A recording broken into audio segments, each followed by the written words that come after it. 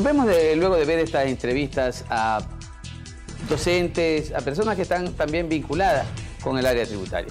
Querida Mónica, desde tu perspectiva, ¿cuál es el rol del financiero en una empresa, en una compañía? El rol del financiero realmente abarca muchos aspectos. Principalmente es de coordinar, establecer políticas que permitan establecer los controles económicos que tiene una empresa. Básicamente ese es el rol que tiene un financiero dentro de la empresa. Pero para cumplir precisamente ese rol, hay que señalar estrategias. Un técnico pues cumple ese rol de técnico, de dirigir, pero establece estrategias, pone algunas fórmulas. En este caso, ¿cuáles deben ser las estrategias que debe llevar adelante un financiero para lograr el éxito en su empresa, para que exista siempre un superávit, ¿no? Siempre pensando en que no haya cuentas por pagar más altas que las cuentas que se reciben como superávit? Desde luego que sí, tiene que existir una planificación respecto de la parte contable que deberá informar a los accionistas y directivos de la empresa para que puedan tomar las mejores decisiones respecto de los estados financieros, porque estos estados le permiten tomar decisiones en base a resultados. En las entidades financieras, es decir, en los bancos, a pesar de la dura crisis, aunque se la pueda ocultar o se la pretenda hacer, aunque la gente lo rumore que existe, estas entidades financieras otorgan créditos para la implementación de negocios, de actividades comerciales, que por un lado generan actividad económica para las personas, los que toman la iniciativa, pero también generan fuentes de trabajo. La actitud de los bancos es preponderante, la actitud de los bancos es realmente dinamizante, tiene que ver extremadamente en aquello en función de mover la economía. Desde luego que sí, tienen un rol preponderante porque ayudan a dinamizar. En efecto, no depende la estrategia que apliquen las entidades financieras de captar colocación de dinero, sino que depende también de las empresas. Y allí influye mucho el rol del financiero. ¿Por qué? Porque se debe de plantear proyectos. Una entidad financiera no va a otorgar un crédito si usted no plantea un proyecto adecuadamente sustentado. Entonces, claro, es decir, la institución financiera hace un análisis también de ese proyecto. Desde luego, es el punto de partida. Y desde allí intervienen, por ejemplo, las universidades, en lograr intervenir con la comunidad para hacer de que estos empresarios logren presentar un proyecto que sea de tal forma atractivo para la entidad financiera, otorgue y avalice ese crédito para que pueda empezar y desarrollar algún tipo de actividad. Y la carta de presentación de una empresa es realmente cómo lo proyecta esa persona que está a cargo de la parte financiera, porque debe asesorarle adecuadamente para que pueda cumplir con esas obligaciones. Porque si yo quedo bien y soy una persona que cumplo a cabalidad con mis responsabilidades, será una carta de presentación que será analizada en mi buró de crédito y podrán otorgarme no uno, sino varios créditos. Usted mencionaba que las universidades deberían jugar un rol importante. Usted fue universitaria, fue dirigente estudiantil, pero también debe estar consciente por su actividad comercial que posiblemente el empresario de mediana altura, no necesariamente deporte, me refiero al aspecto económico, tal vez tiene ya su propio equipo y tiene entonces a quien le pueda hacer realmente el proyecto. Tal vez la labor de la universidad podría estar dirigida a los pequeños y microempresarios que no tienen recursos, tal vez no tienen muy buenas relaciones, que les permita que alguien les pueda elaborar el proyecto para que la institución financiera lo pueda hacer. Desde esa perspectiva, ¿cuál cree que usted debería ser su mensaje? Pensando en aquellas personas que quieren hacer pequeñas y medianas empresas, pero que no necesariamente tienen a un técnico que pueda hacerle ese tipo de proyectos. Desde luego que sí. Ese es el aspecto, el rol que como universidad debería de cumplirse, de involucrarse con la ciudadanía, especialmente en esos sectores que no tienen cómo financiar un proyecto de ese tipo, un servicio que realice sobre todo, por ejemplo, investigaciones de mercado, Vemos que normalmente nuestra idiosincrasia permite que las personas inicien negocios, actividades que, por ejemplo, en un mismo sector hay 3, 4, 5. Entonces deberíamos como universidad asesorar y decirles, hagamos la investigación de mercado, establezcamos el público objetivo, luego de eso vamos a poder definir las campañas publicitarias. Podría realizarse a modo de laboratorio y un aporte a la comunidad, así como existe, por ejemplo, en la carrera de Derecho, ese involucramiento con la comunidad. Ese es mi planteamiento para usted, doctor. Perfecto, mi querida economista Mónica. Vamos a irnos a anuncios institucionales y regresamos inmediatamente para seguir tratando este tema con usted. Ya volvemos.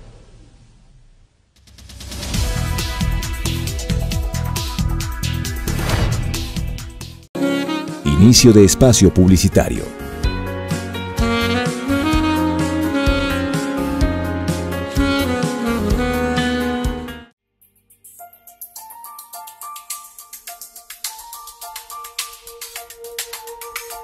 Caminamos junto a una generación que busca la excelencia.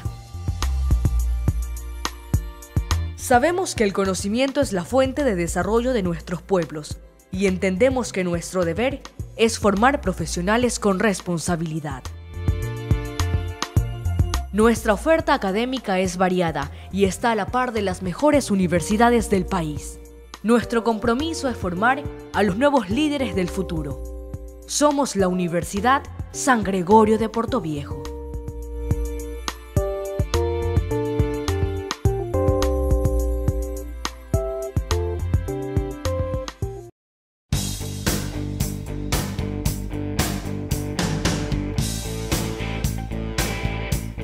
Bueno, el periodista de la Universidad San Gregorio de Portoviejo creo que sienta sus bases principalmente en lo aprendido por profesores de experiencia. El periodismo es una práctica diaria de aprendizaje constante. Un abrazo para ti, Fernando, y otro abrazo también para David y para todos los televidentes en todo el país a través de la señal de Ecuador TV. Bueno, la universidad siempre te enseña muchas cosas, especialmente en lo académico. Que tiene que ver también con la práctica que uno puede realizar diariamente en los medios de comunicación donde estuvo.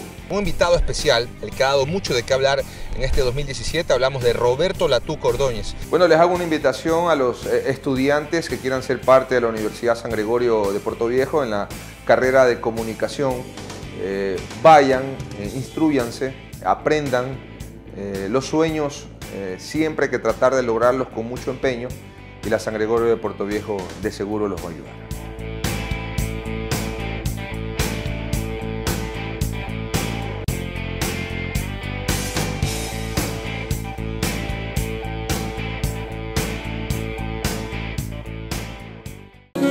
Fin de espacio publicitario.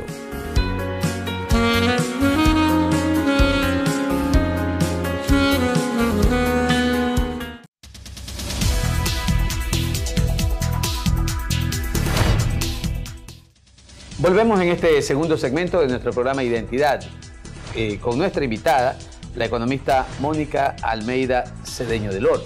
Y con ella estamos tratando el rol del financiero y su aporte a la cultura tributaria, porque este programa le correspondió en esta semana a la carrera de finanzas. Y los coordinadores y directores de la carrera han preparado precisamente este programa para hablar sobre el rol de ese financiero.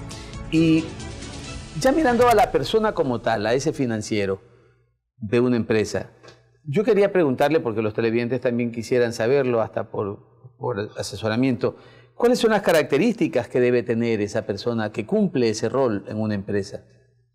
Las características deben ser de una persona bastante objetiva y ecuánime, que es la persona que debe tener la serenidad para poder plantear resultados y también, desde luego, plantear las alternativas cuando la empresa entre en algún problema. También debe ser una persona que sea, en este caso, un planificador tributario. No se da normalmente que en nuestro medio tengamos la cultura de planificar los tributos, no solamente los que administra el Servicio de Rentas Internas, sino también los impuestos que son los locales, ¿no? Claro. Dígase usted, GAT municipal. Por el GAT, desde luego que sí. Y existe mucha normativa que debe ser considerada y en ambos campos. Normalmente esta persona que es el financiero es una persona que debe ser también un administrador, debe tener conocimientos contables. Básicamente debe de lograr tener como característica es ser un planificador en toda su rama, porque es la planificación desde la parte contable, porque ayuda a la empresa a organizarla, entonces es una planificación. Y el aspecto tributario, que no debe desatenderse porque actualmente es un rol fundamental y es una característica que no puede dejarse a un lado. El rol del financiero no debe suplir el rol del administrador per se, del gerente o del presidente. Y hay veces como que se confunden los papeles y mucha gente cuestiona. Por decir, en el sector público, ¿no? Es muy común señalar y decir, el financiero, es que él se cree el tal cosa. O sea, es decir, si es el municipio se cree el alcalde, o se cree el prefecto, o se cree el presidente de la junta parroquial, o se cree el jefe de la institución. ¿No? Dice, no, ronca o manda más que él. Eso es algo muy común, muy tradicional en todas las instituciones. ¿Por qué se debe se origina tal vez este tipo de comentarios? Que ¿será acaso esta presencia significativa en la estructura propia de la institución, de la empresa, que tal vez origina aquello? Desde luego, podría confundirse, porque el rol del financiero es aquella persona que va a administrar la empresa de manera global y es quien va a dar las sugerencias, va a permitir que el gerente, la máxima autoridad, tome las decisiones adecuadas.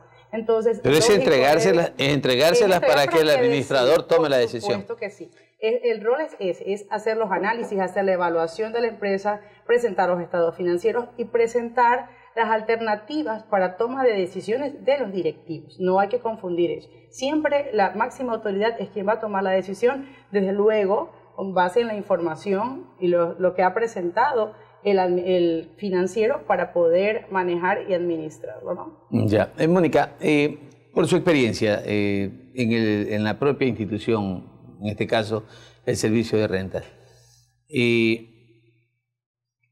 muchas personas llegan, hay veces también confundidos a esta institución pensando que el rol del SRI también es asesorarlos en el tema empresarial, ¿sí? Claro. Pero ustedes puede ser que asesoren en cuanto a todo lo que tenga que ver cómo obtener el RUC, ¿no? Y algunas otras cosas más respecto de los valores de impuestos que deben cancelarse. Pero suele ocurrir. Es algo cotidiano que personas lleguen a la institución a pedir este tipo de información, aparentemente, pero es asesoramiento. Así es. Sí, en efecto, nos solicitan mayor información porque precisamente los pequeños empresarios no tienen conocimiento de cuál es el proceso que deben realizar, los permisos que deben obtener una vez que obtienen el registro único de contribuyentes. En ese sentido, sí nos piden asesoría. Que ahora que obtengo el RUC, ¿dónde debo ir? Bueno, deberán obtener la patente y se les asesora respecto de lo que deben hacer. Y lógico, pues si la persona que le está atendiendo le va a dar algún tipo de definición de lo que ellos quieren hacer y se les dan algunas sugerencias, aunque no es nuestra competencia. Sin embargo, usted sabe que como nos conocemos en el medio, por la confianza que existe. Ay, economista, yo la conozco, yo soy de Calceta, soy pariente, mira, ayúdeme en esto, ¿no? Por supuesto, incluso allí viene una yo soy amigo, del ingeniero Lori, ayúdeme. Por supuesto que sí. Normalmente se acercan y siempre consultan qué puedo hacer, usted cree que este negocio es el adecuado, y por eso yo anteriormente le decía la importancia del rol de las universidades de involucrarse, a ayudarlos y guiarlos en todo el proceso para que ese emprendimiento tenga el éxito esperado. Los resultados que se plantearon sean los que ellos buscaban.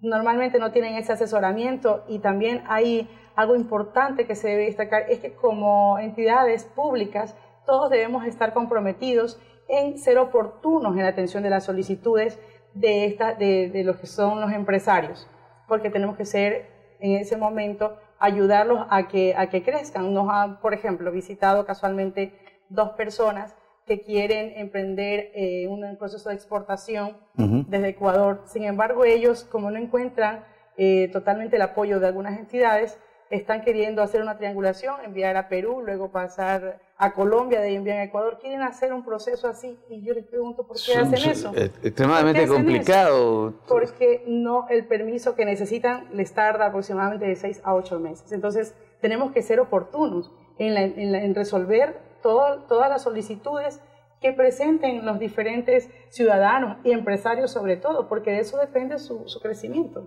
Claro. Ahora, ese financiero, para ir un poco arribando ya a la parte de lo que significa las características, las competencias del financiero, ¿qué aspectos debe realmente abarcar?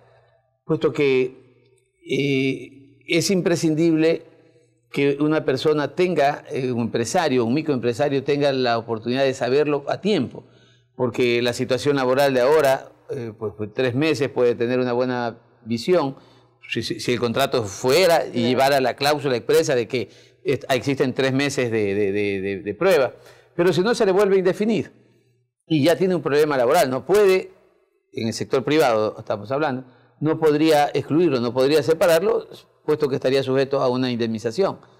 Entonces, para dar un paso acertado, para poder realmente contratar a una persona que vaya a cumplir ese aspecto, ese rol de financiero, esos aspectos esenciales que debe tener esa persona previo a su contratación, que debe conocerlo el empleador, que debe saberlo el gerente de una empresa. Desde luego, para poder escoger a la persona que va a estar en el ámbito financiero, esta persona deberá por lo menos, deberá de conocer realmente a ciencia cierta la parte contable, deberá saber administrar fondos, deberá saber administrar créditos, cobranzas, la parte laboral es fundamental y desde luego, como le mencionaba ahora, la planificación tributaria. No solo es conocer una que otra ley, hay que manejar toda la normativa tributaria para lograr que la empresa primero acoja los beneficios que por ley le corresponden y en segundo lugar cumpla con esas obligaciones tributarias que le van a permitir tener una carta de presentación incluso a nivel crediticio. Esa normativa tributaria a la que usted se refiere, ¿es dispersa? ¿Es compleja? ¿O realmente también el SRI tiene una normativa fácil de poder realmente inteligenciarse, no solo las personas que están en el ámbito financiero, sino dígase usted los accionistas, dígase usted en este caso el gerente, de manera que haya un lenguaje fluido y cada uno cumpla su rol, el financiero lo sepa y lo sepan también los accionistas? Porque es interesante que todos conozcan las reglas de juego.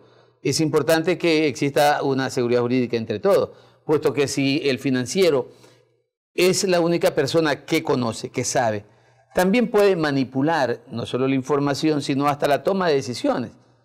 Entonces, ¿es tal vez compleja esa normativa tributaria, ¿no? ¿O es de fácil entendimiento? Bueno, lo que es normativa tributaria depende de la persona que le guste analizarla, estudiarla.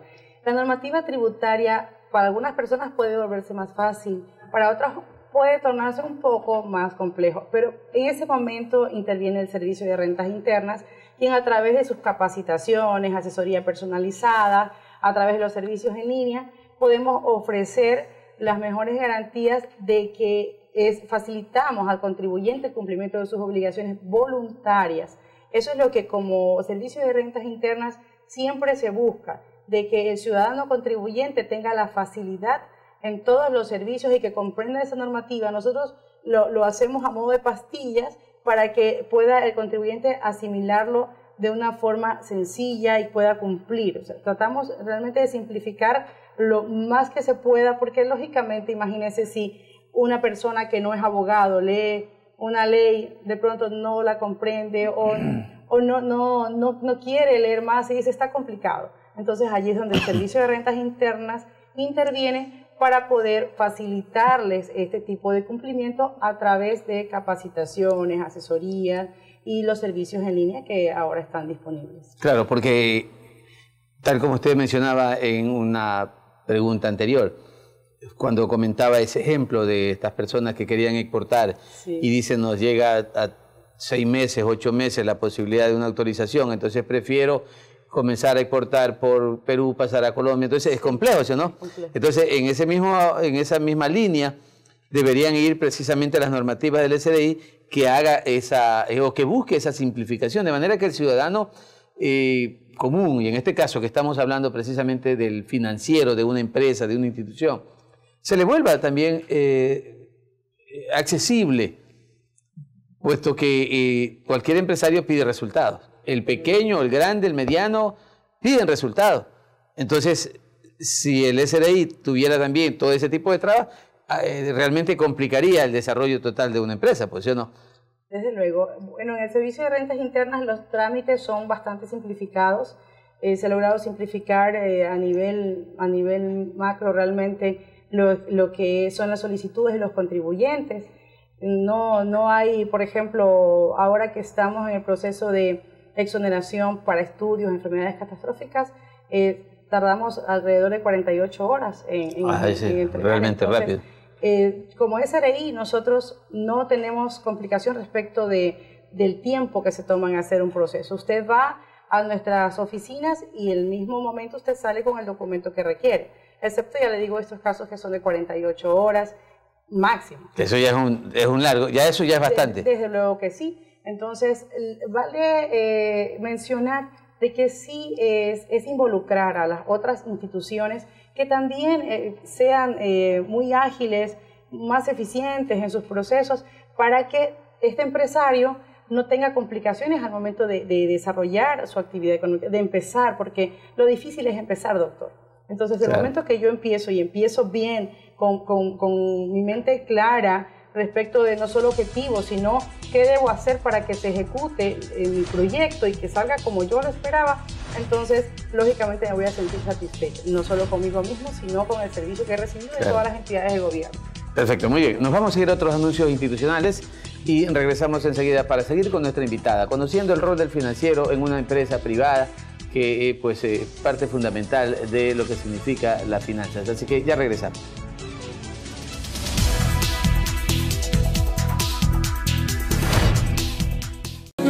Inicio de espacio publicitario.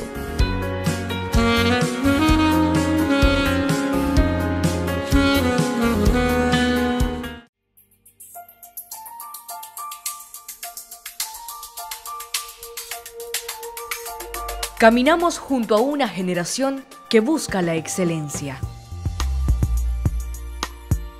Sabemos que el conocimiento es la fuente de desarrollo de nuestros pueblos y entendemos que nuestro deber es formar profesionales con responsabilidad.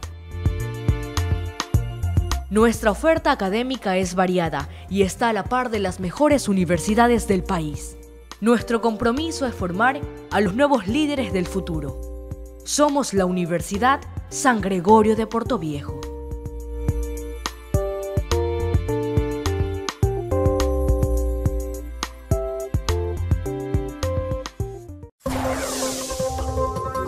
La Universidad por Dentro, el programa de la Universidad San Gregorio de Portoviejo, donde se te informará los acontecimientos de la semana del campus universitario. La Universidad por Dentro. Fin de espacio publicitario.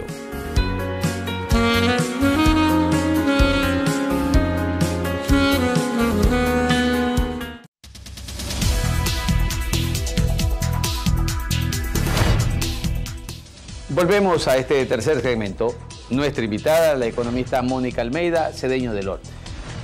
Mónica, hemos venido hablando en estos dos primeros segmentos sobre el rol del financiero y la cultura tributaria, ¿sí, no? Pero, sin embargo, ¿de qué nos vale poder tener iniciativas, proyectos que pueda ser apoyado por las universidades, por la academia, cualquiera de estas iniciativas, si no hay recursos económicos? La banca privada también pone demasiadas exigencias. Y claro, la gente dice, pues tienen razón, pues si son ellos los dueños de la plata, tienen que asegurarse. Así es. Surge también políticas públicas desde el ámbito financiero, o sea, de la banca pública, créditos para que la gente pueda también hacer empresas. ¿Qué tanto ustedes pueden conocer o saben si en realidad, con certeza, hay o no hay ese apoyo financiero público a la constitución de empresas, de compañías? En la parte de instituciones financieras públicas sí existe el apoyo. Yo realmente converso con empresarios a diario en las funciones que realizo y normalmente, desde luego, el punto de partida es obtener el registro único de contribuyentes y desde ahí empieza su carrera para poder aplicar a un crédito. El crédito existe. Lo que conversábamos hace un momento, lo que afecta que se otorgue o no un crédito es precisamente el tener un planteamiento adecuado, un proyecto bien desarrollado, que sea atractivo para la banca, porque en realidad, ¿qué le conviene? ¿Cuál es la razón de existir de la banca? Es precisamente la colocación de capital a través de los créditos. Entonces, siempre va a existir de parte de ellos las facilidades para que alguien acceda a un crédito. Cuando hay las supuestas trabas, no depende necesariamente de la entidad financiera, sino que depende en realidad de la empresa, de cuál es esa carta de presentación que tenga, si es que es una empresa cumplidora a través de sus obligaciones como tal. Si, por ejemplo, lamentablemente un financiero asesora inadecuadamente a un directivo y le dice, no declaremos todos los ingresos, hagamos esto para que sea inferior el valor, la banca va a revisar las declaraciones.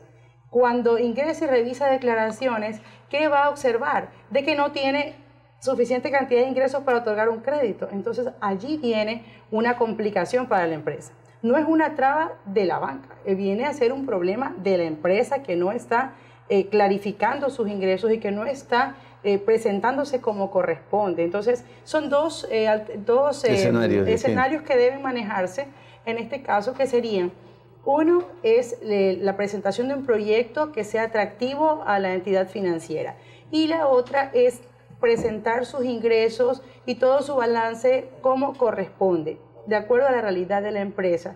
Esa carta de presentación realmente es lo que va a permitir que una entidad financiera siempre tenga las puertas abiertas para estos empresarios. Y ese tipo de actitudes que caen o incurren en el dolo, porque se alteran información y todo eso, es parte de la conducta normal.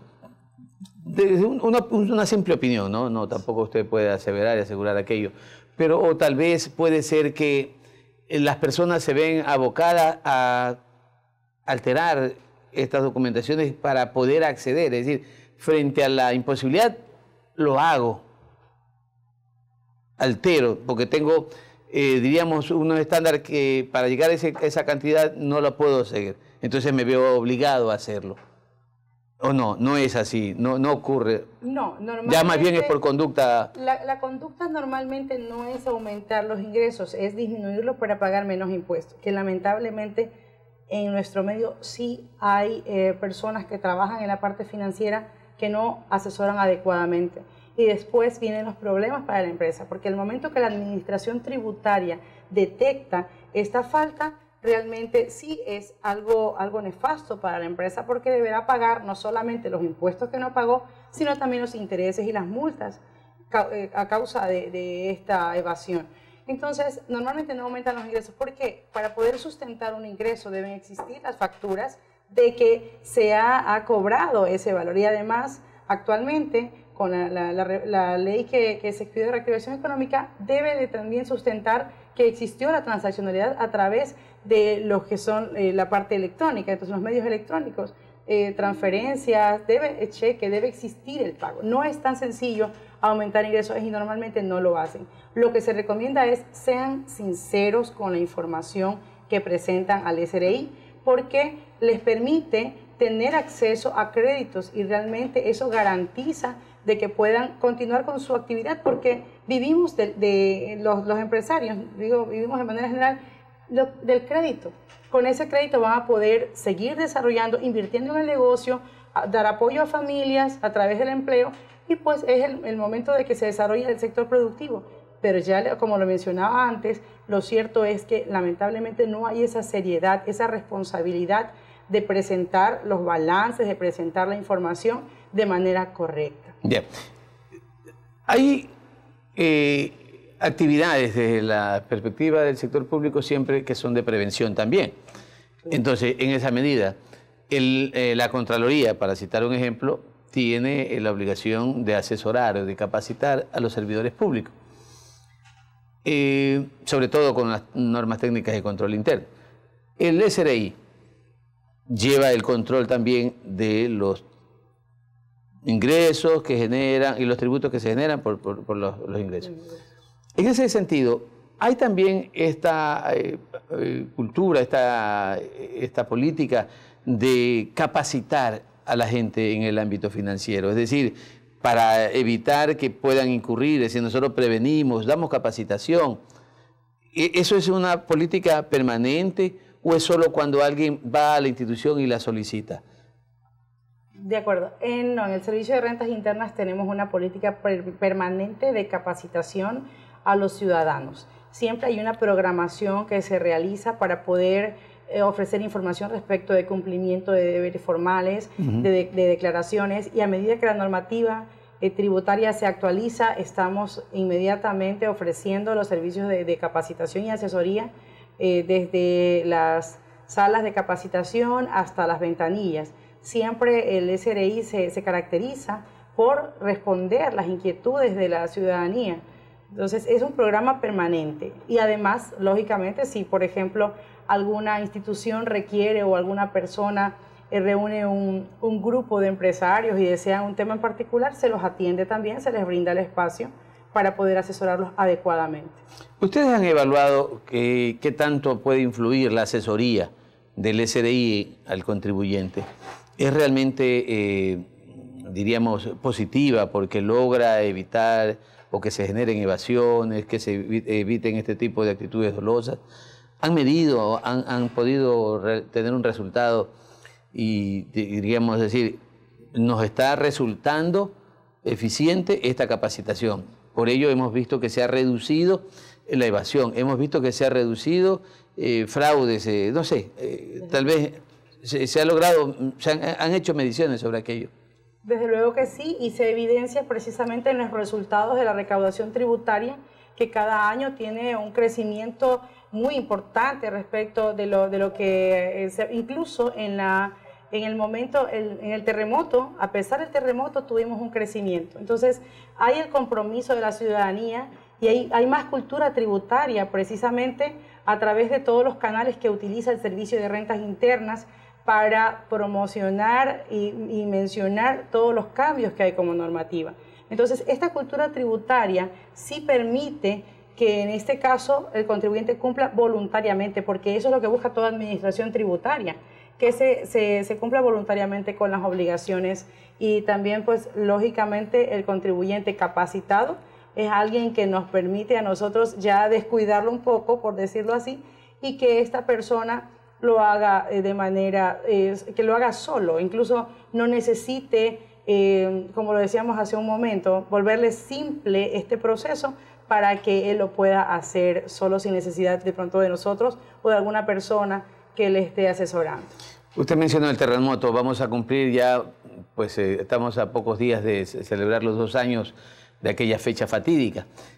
El SRI, ¿qué rol jugó? ¿Qué tanto aportó para todas aquellas empresas que sufrieron afectaciones por el tema del terremoto?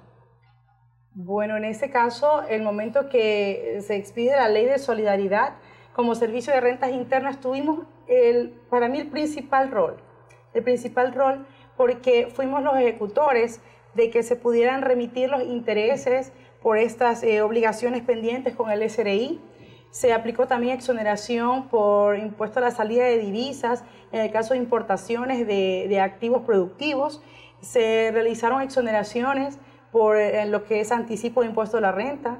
Hay también los beneficios de exoneraciones de impuesto a la renta en inversiones, en las nuevas inversiones. La cuota RICE fue exonerada al 100% en el año 2016 y en el año 2017 a un 50%.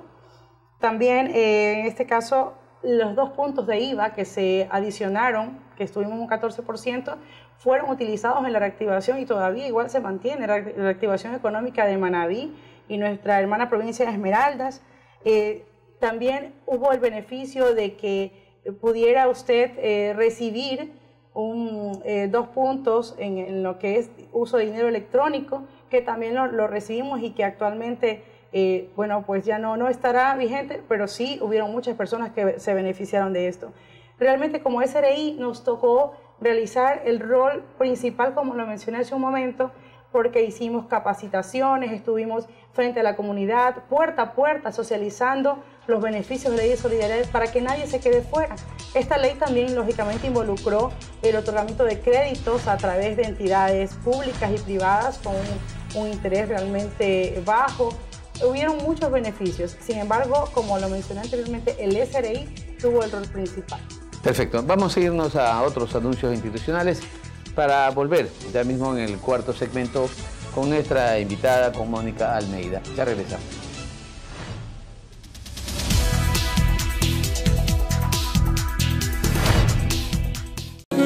Inicio de espacio publicitario.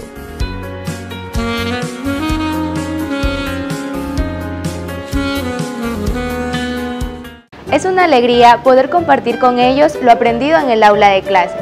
Luna, lunera, cascabelera. Ser licenciada en educación inicial es gratificante. Caracol, sale Pinocho, Te invito a que seas parte de esta hermosa experiencia, de que estudies educación inicial en la Universidad San Gregorio de Portoviejo. Fin de espacio publicitario.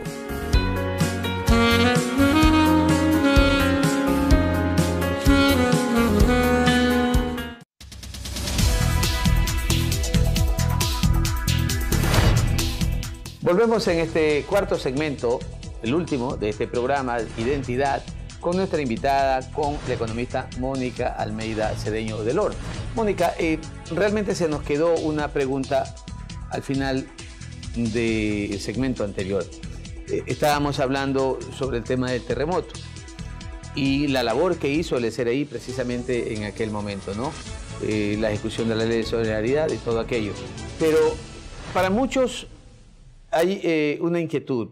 Quisieran saber en realidad si ese auge inmenso que se tuvo después del terremoto, en la que los ciudadanos se vieron obligados o se vieron entusiasmados, se vieron, diríamos, decididos a emprender alguna actividad, fue muy reconfortante, diríamos, para Manabí, sobre todo para Manabí, el crecimiento de nuevas empresas o de compañías, porque lograban sacar el RUT. Y se señalaba que aquella época más o menos el promedio era como de 2.000 RUT al mes. Esa tendencia ha decrecido ya luego de casi al cumplir los 2 años, o se mantiene aún todavía por parte de los ciudadanos manabitas, y no sé si en realidad sean solo Manabí o sean de gente del país que ha logrado sacar el RUC en la provincia de Manabí. Les comento que a partir del terremoto... El RUC y el RICE también, pues, ¿no? Iban a la mano, a la par, ¿no? Desde luego, sí. El RUC tiene los 2 regímenes, el general y el simplificado.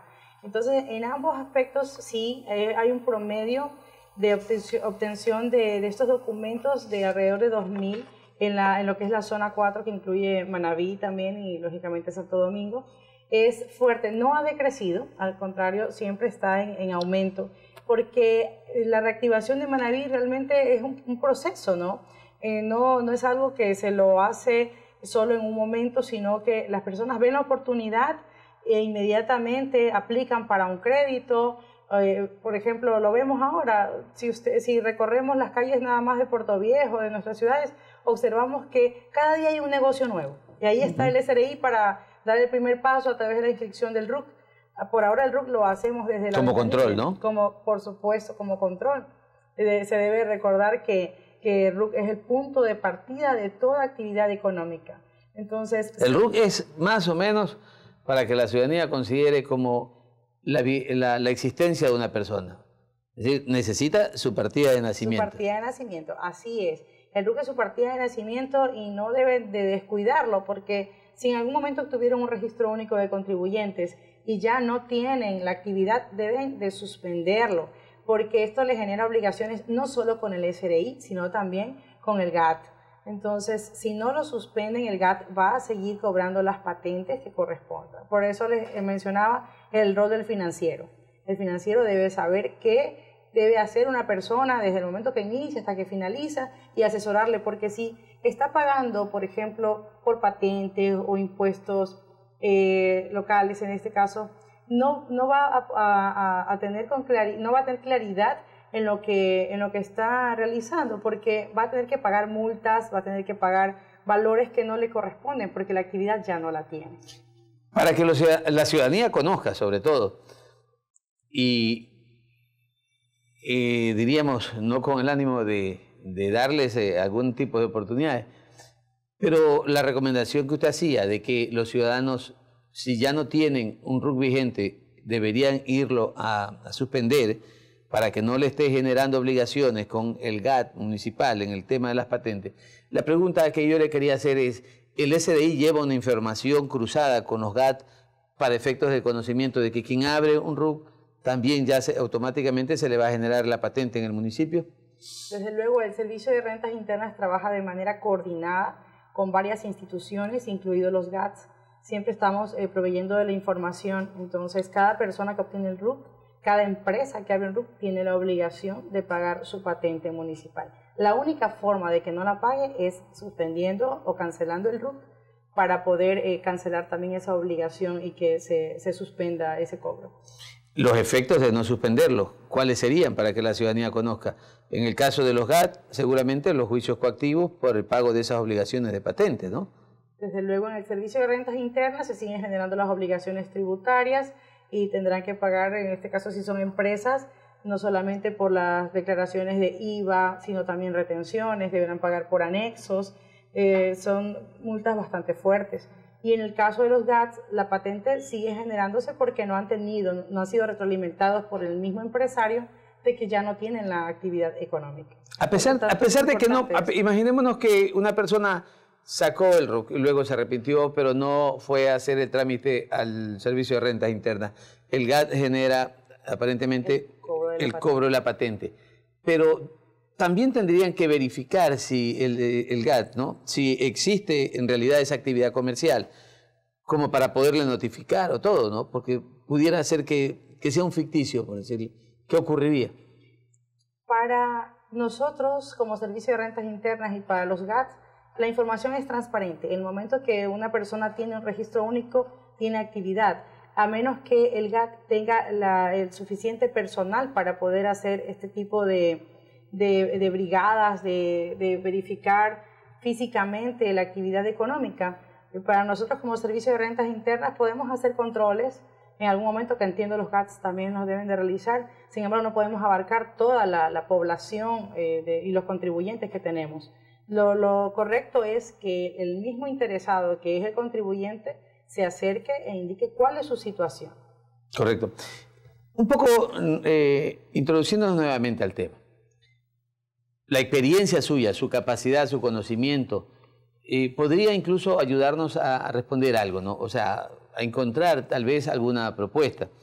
¿De qué manera cree usted que las entidades gubernamentales puedan realmente incentivar, consolidar las actividades comerciales privadas? Porque lo privado mueve el sector económico. Entonces, desde su perspectiva, ¿cuál cree que podría ser ese papel de las entidades públicas? Como lo mencioné en su momento, y lo voy a resumir en 2 puntos. Y el primero es la simplificación de trámites. Tenemos que apuntarnos a que debemos hacer la simplificación en todos los procesos. No podemos ir, por ejemplo, a una entidad y que nos digan no puedo atenderle porque la persona está de vacaciones. Siempre tiene que haber alguien que realice el proceso y tenemos que ser. El segundo punto es la oportunidad al hacerlo. Ser oportunos. Yo no puedo entregarle, en el caso de los señores que querían un permiso de alguna entidad, no puedo tardarme 6 a 8 meses si ellos tienen el producto para sacarlo ahora y necesitan el permiso en este momento. Tenemos que buscar la forma de ser oportunos. Entonces, esos dos aspectos van a permitir que las empresas realmente tengan un incentivo, porque si yo logro concluir el proceso para iniciar y arrancar mi negocio a tiempo, lo voy a hacer con la mejor satisfacción y voy a poder lograr desarrollarme económicamente. Mónica, Yo mencionaba hace un rato que la situación económica del país no es muy buena. Sí, y eso a ratos se lo dice, a ratos no se lo dice de manera oficial. Las normativas tributarias actuales frente a esta situación económica, desde su perspectiva, una opinión muy personal, ¿cree que deben mantenerse? ¿Cree que debe haber un poco más de flexibilidad como para que el Ecuador pueda avanzar y desarrollarse en el ámbito financiero económico? Bueno, realmente lo que se refiere a la normativa tributaria se ha mantenido hasta ahora, incluso se redujeron algunos impuestos. Actualmente lo que hace la administración tributaria es buscar la forma de que las cargas impositivas no afecten al ciudadano. Entonces siempre el SRI, la administración tributaria, está en coordinación con el gobierno para poder aplicar medidas que no afecten al contribuyente. Realmente, por ejemplo, el IVA se ha mantenido en 12%, solo fue por efecto del terremoto que hubo un incremento. El impuesto a la renta y ambos impuestos nosotros lo pagamos con base en los ingresos que estamos teniendo. Si la situación económica este año no es buena, pues pagaré menos impuestos, y a medida que yo voy teniendo más ingresos o la situación mejora, pagaré más. Entonces, no es algo que no depende de la situación económica, sino de mi situación real. Como empresa yo voy a pagar más o menos impuestos dependiendo del ingreso que tenga. Entonces, no es algo que afecta. Lógicamente, a modo de recaudación, si la economía está restringida, voy a tener un decrecimiento en recaudaciones. Hasta ahora se ha evidenciado, por el contrario, un crecimiento en cuanto a recaudaciones, que está siendo constante. Entonces, habría que evaluar a finales de este año el comportamiento. Sin embargo, hasta ahora sí hemos ido avanzando en un crecimiento. Perfecto. Muchísimas gracias, Mónica Almeida, por su precioso tiempo para estar con nosotros en este programa. Para la universidad, específicamente para la carrera de finanzas, usted salió de nuestra universidad y en esa carrera nos sentimos orgullosos de su conocimiento, de su preparación. Es una vitrina de lo que significa nuestra universidad. Así que muy complacidos de haberla tenido en este programa, y que siga adelante, que siga cosechando triunfos en su institución pública, y pues para nosotros siempre esta universidad la recuerda con mucho cariño, ya que fue nuestra primera mujer, nuestra primera representante del Consejo Universitario. Así que gracias por la deferencia de venir a este programa.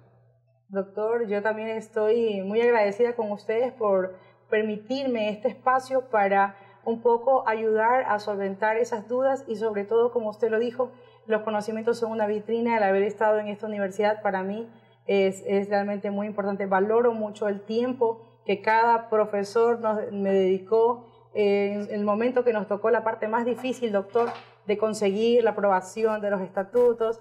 Es algo que lo llevo siempre guardado en mi corazón, y le agradezco desde ese momento también, porque fui parte de ese cambio. Fui parte de conseguir los estatutos, que se aprobara la Universidad de San Gregorio de Puerto Viejo. Realmente es muy valioso. Le agradezco también a usted por este espacio. Muchísimas gracias, Mónica. Televidentes, nos veremos la próxima semana. Muchas gracias.